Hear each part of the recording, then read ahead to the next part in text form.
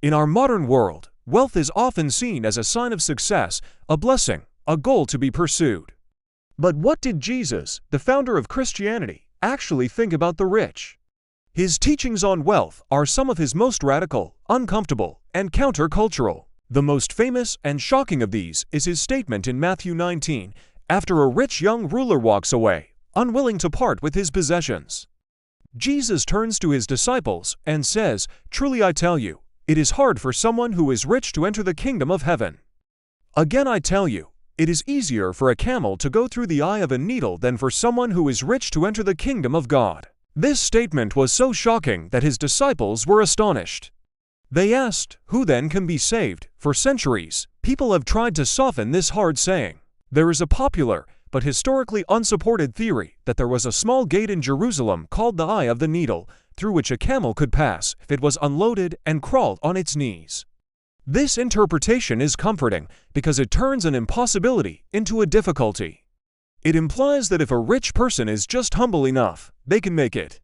But almost all biblical scholars agree this theory is a myth, invented centuries later. Jesus meant exactly what he said. He was using a common, intentionally absurd hyperbole to say that, from a human standpoint, it is impossible for a rich person to be saved.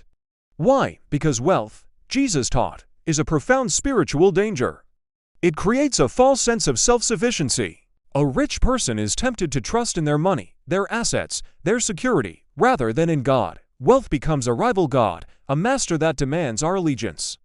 Jesus said, "You cannot serve both God and money." He also taught that wealth insulates us from the suffering of others, making us callous and hard-hearted, like the rich man who ignored the beggar Lazarus at his gate. So, is there no hope for the rich? The disciples asked this very question.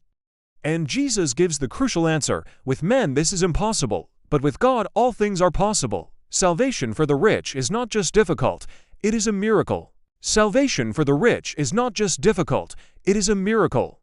It requires a supernatural work of God to break the hold that wealth has on a person's heart. It requires a radical reorientation, a recognition that one's true treasure is not on earth, but in heaven.